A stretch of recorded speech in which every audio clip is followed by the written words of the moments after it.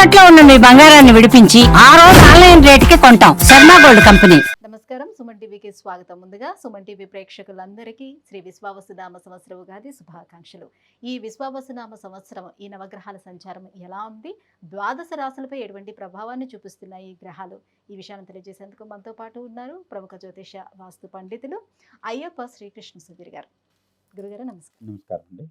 గురుగారు, ఈ విశ్వావసునామ సంవత్సరం తులారాశి వారికి ఏ రకంగా ఉండిపోతుంది? ఇప్పటి వరకు మనం చూసుకున్నట్లయితే మీరు చెప్పే దాంట్లో వృషభ రాశి కానివ్వండి, కర్కాటకం కానివ్వండి, కన్యా ఆల్మోస్ట్ బాగున్నాయి. ఇక పైన మనం చూసుకుంటే తులారాశి వారికి ఆదాయ వ్యయాలు ఎలా ఉన్నాయి, వీళ్ళకి రాజ్యపూజ అవమానం ఎలా ఉంది, ఏ గ్రహాలు అనుకూలంగా ఉన్నాయంటారు?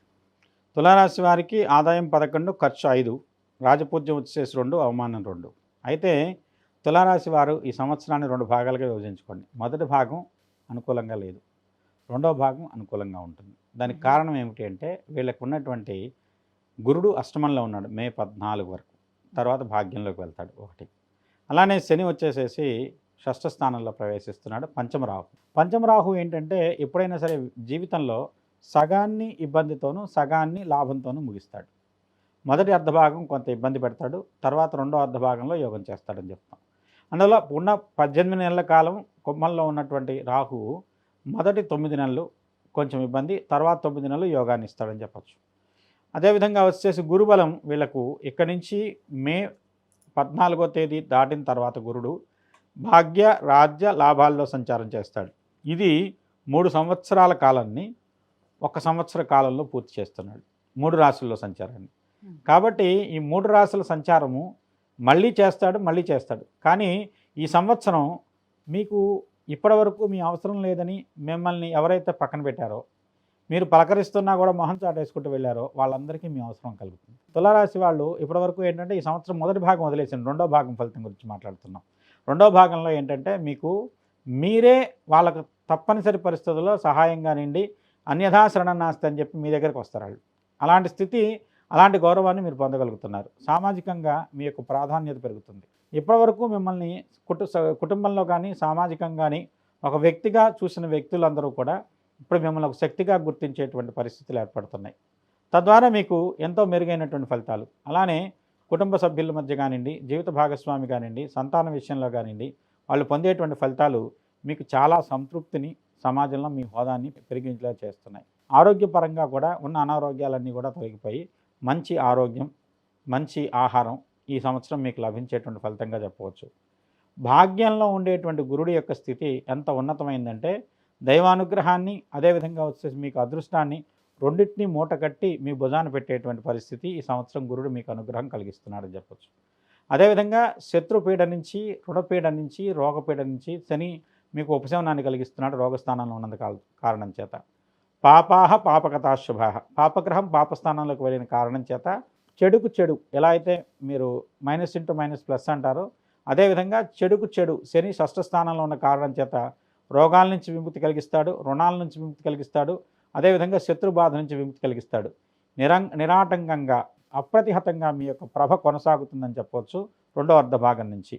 ముఖ్యంగా చెప్పాలంటే నవరాత్రులు పూర్తయిన తర్వాత ఆశ్వేజ మాసం నుంచి మీకు అత్యున్నతంగా యోగించే కాలం కింద చెప్పాలి. కాబట్టి మీకు అవకాశం ఉన్నట్లయితే ఈ సంవత్సరం ప్రత్యేకంగా నవరాత్రుల్లో అమ్మవారిని పూజించండి. రాహు యొక్క అనుకూలతలు మీకు పూర్తిగా లభిస్తాయి. తద్వారా ఏంటంటే రాహు ఒక మాయ చేస్తాడు మీ జీవితంలో. ఆ మాయ ఏంటంటే మిమ్మల్ని మంచి ఉన్నతమైనటువంటి ఆర్థిక స్థితిలోను, సమాజంలో అత్యంత ప్రముఖమైనటువంటి కీలకమైన స్థానంలో ఉండేలా మీకు దోహదకారం అవుతాడు. కాబట్టి ఇదేదో మీకు ఈ సంవత్సరం ఏదో 1 సంవత్సర కాలమో, లేదంటే ఒక 9 నెలల కాలమో, లేదంటే ఒక 18 నెలల కాలమో రాహు చేసేది కాదు. కుంభరాహుని చాలా ప్రత్యేకంగా తీసుకోవాలి.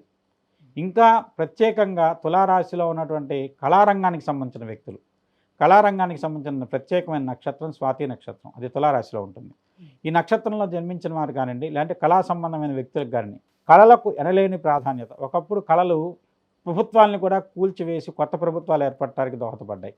గత కొంతకాలంగా ప్రభుత్వాలు కళల్ని కానీ, కళాకారులను కానీ, కళకు సంబంధించిన వ్యక్తులు కానివ్వండి, ప్రభుత్వాలకు కళాకారులకు మధ్య స్పర్ధత కూడుకున్నటువంటి వాతావరణం కనబడుతుంది.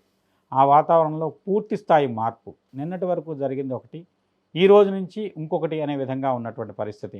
సమన్వయం, అధికారుల యొక్క సహాయ సహకారాలు, ప్రభుత్వం యొక్క సహాయ సహకారాలు, కళాకారులను గుర్తించమే మానవేసిన ప్రభుత్వాలు కళాకారుల్లో ఉన్నటువంటి ప్రతిభను కానివ్వండి, ఆవశ్యకతను కానీ గుర్తించి చాలా ఉన్నతమైనటువంటి యోగాన్ని కలిగిస్తాయని చెప్పవచ్చు. ఇన్ని మార్పులు కొన్ని రంగాల్లో వస్తాయి. అది ముఖ్యంగా వస్తే తులారాశి వారి యొక్క ప్రాధాన్యతను పెంచే విధంగా ఏర్పడతాయని చెప్పచ్చు. అంటే ప్రథమార్థం కాస్త వదిలేయమన్నారు, ద్వితీయార్థం నుంచి బాగుంటుందని చెప్పారు కదా. తులారాశి అధిపతి అయినటువంటి శుక్రుడు మీనరాశిలో ఉచ్చ స్థితిలో ఉన్నాడు కదా, ఎటువంటి ఫలితాన్ని ప్రథమార్థంలో ఇవ్వడంటారు? ప్రథమార్థం ఒక నెల ఉంటాడు, దాంట్లో తర్వాత మారతాడు కదా. ఆ నెల రోజులే బాగుంటుంది. అందులో స్వక్షేత్రానికి వెళ్తాడు, తర్వాత వృషభంలో అది అష్టమం అవుతుంది. అందులో అష్టమంలోంచి వెళ్తే పట్టుదలతో కొన్ని పనులు సాధించవచ్చు కానివ్వండి, అదృష్టం కలిసి వచ్చినప్పటికీ పట్టుదల సాధించినప్పటి దానికి రెండింటికి తేడా ఉంటుంది. భగవంతుడు ఎవరో మనకు అనుగ్రహించి మన నెత్తిన వచ్చేసి పూల వర్షం కురిపించడం వేరు, మనం ఏర్పాటు చేసుకొని 4 పూలు మన నెత్తిన పడేలా చేసుకోవటం వేరు. పట్టుదలతో సాధించేది మన ప్రయత్నము, అంటే మనం ఏర్పాటు చేసుకున్న వ్యవస్థ ఉంటుంది. కానీ వ్యవస్థ మొత్తం మనకు అనుకూలంగా మారే దైవానుగ్రహంతో సాధిస్తారు. అలాంటి స్థితి రెండో అర్ధ భాగంలో ఉంది వీళ్ళకని చెప్పచ్చు. సరే, మరి అయితే ఏ రంగాల వారికి బాగా అనుకూలంగా ఉన్నాయి?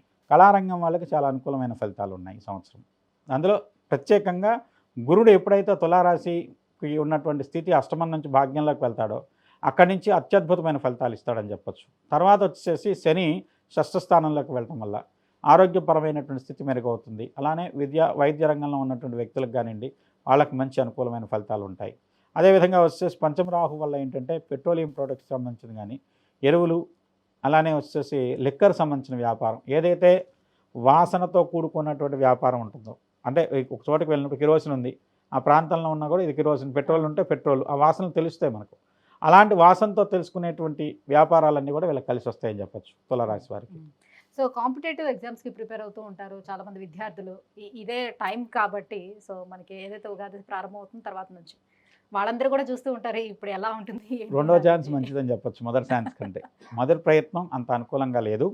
అందువల్ల ఏంటంటే ఎప్పుడైతే మీరు గురుడు మారుతున్నాడో మే 14వ తారీఖు తర్వాత, మ్యాక్సిమం మే 14 లోపు చాలా వరకు కాంపిటేటివ్ ఎగ్జామ్స్, ఎంసెట్లు కానివ్వండి, ఇలాంటి నీట్ కానీ ఇలాంటివన్నీ అయిపోతాయి. కాబట్టి ఏంటంటే అయితే వైద్య సంబంధం విద్యకు అనుకూలమైన స్థితిలో రాహు ఉన్నాడు కాబట్టి విద్య కోసం ప్రయత్నం చేసే వాళ్ళకి విద్యా ఫలితాలు బాగుంటాయని చెప్పచ్చు.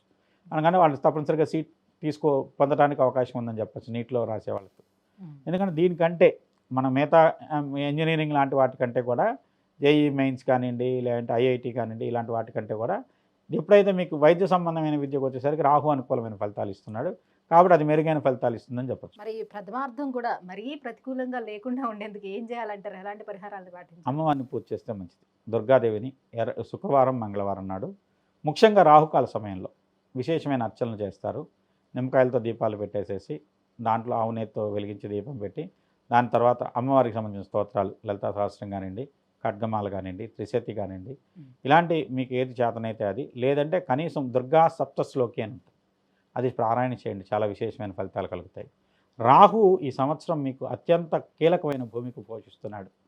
రాహు మీకు ఎంత మేలు చేస్తాడంటే మీరు అసాధ్యాన్ని సుసాధ్యం చేయగలిగినటువంటి బలాన్ని, నైతిక స్థైర్యాన్ని మీకు అనుగ్రహిస్తాడు. కాబట్టి రాహు అమ్మవారికి ప్రతినిధి కాబట్టి దుర్గాన్ని పూజించండి.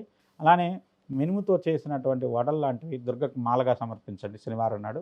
తద్వారా మీకు మంచి అనుకూలమైన ఫలితాలు కలుగుతాయని చెప్పి. గురుగారు, తులారాశి వారికి విశ్వావసనామ సంవత్సరం ఎలా ఉండనుందన్న అంశాన్ని తెలియజేసినందుకు ధన్యవాదాలండి. స్వస్తిశ్రయాభ్య పరిపాలయంతాం న్యాయేన మార్గేణ మహేన్మహేష గోబ్రాహ్మణేభ్య సోమస్తు నిత్యం లోకా సమస్తా సుఖినో భవంతు. సహనా భవతు సహనో భునక్తు సహవీర్యం కరవావహై తేజస్వినావధీతమస్తమావిద్విషావహై. ఓం శాంతి శాంతి శాంతి. ప్రజలందరూ కూడా విశ్వావసునామ సంవత్సరంలో ఆయురారోగ్యాలతో అష్టైశ్వర్యాలతో తోగాలని ఆ సర్వేశ్వరుని ప్రార్థిస్తూ మీ అందరికీ కూడా విశ్వావసునామ సంవత్సరం, నూతన సంవత్సర శుభాకాంక్షలు.